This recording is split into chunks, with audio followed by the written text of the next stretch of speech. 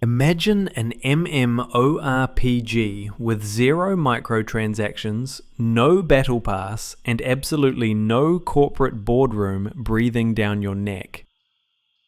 Sounds like a fever dream from 2004, right?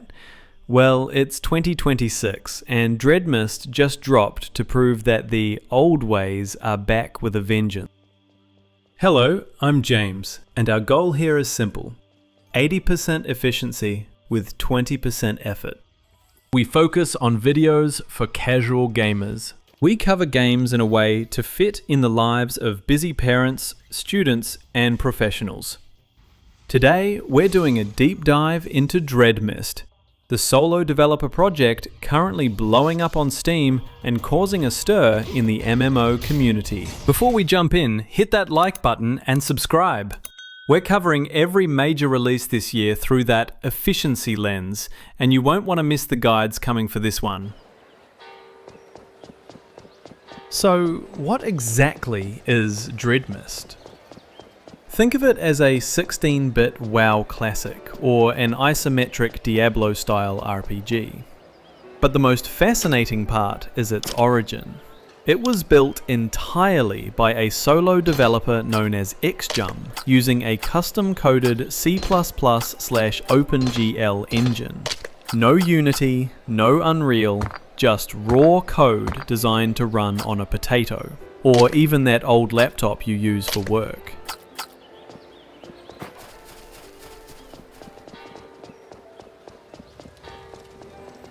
Since there is no cash shop, the only way to progress is by actually playing. There are no top-up traps to skip the grind.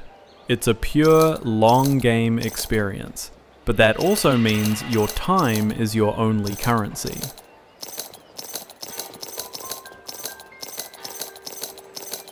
The world of Dreadmyst doesn't hold your hand. You're dropped into a cursed, dark fantasy landscape where the goal is simple: survive and grow stronger. It's a world that feels heavy and lived in, reminiscent of Diablo 2 or Age of Empires 2.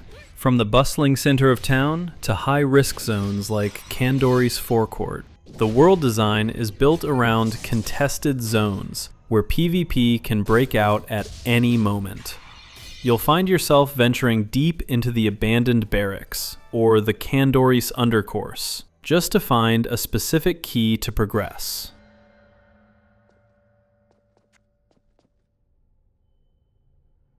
Let's talk mechanics.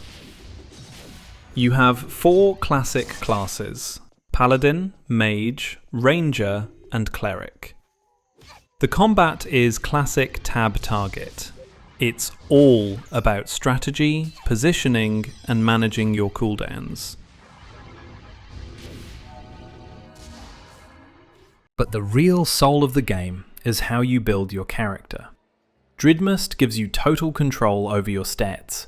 If you go into your character options and hit Spend EXP, it opens up the blueprint for your hero. You've got 3 tabs to play with: General for your health, mana, and core stats like strength and agility; Combat for your crits and combat-specific ratings; Skills, which is where you actually level up your class abilities. This is where you can truly build your class exactly how you want. But it's also where most players are going to make huge mistakes. See, the more points you put into a stat, the more expensive it gets to keep leveling it. And if you mess up, you can re-roll your stats once you hit level 25, but be warned, it is incredibly expensive. You really want to think twice before you click confirm on those points. The real fun of the grind lives in the loot loop. You're chasing tiers from common all the way up to godly. What makes this feel so rewarding is that most of the best discovery comes from those rare, random drops that happen while you're out in the world. It's that old school rush of seeing a high tier item pop up unexpectedly.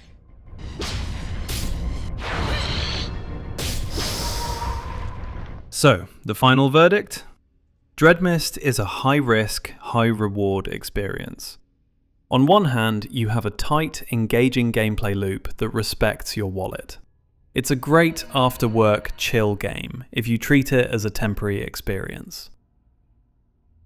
However, we have to look at the sustainability of the project before you commit your most valuable resource, your time. While the lone developer narrative is compelling, we should address the project origins. There are persistent community discussions linking the developer to a figure known as Gummy, who has a history of projects shutting down abruptly. While the developer has denied these claims, the unverified history remains a point of concern for some. Additionally, there is a potential legal hurdle regarding asset integrity. There are widespread reports of icons and sound effects being borrowed from older titles. Here is the time investment warning. Even though the game is free to play, the current lack of formal legal documentation on the website makes this a volatile project. If a legal takedown occurs, your hours of progress could disappear overnight. My advice? Dive in for the nostalgia and the excellent combat, but keep your expectations grounded until the project proves its long-term stability. It's a fascinating look at what one person can build. Check the link in the description to try it on Steam. If you want more guides on Dreadmyst builds, let me know in the comments. Thanks for watching, and I'll see you in the next one.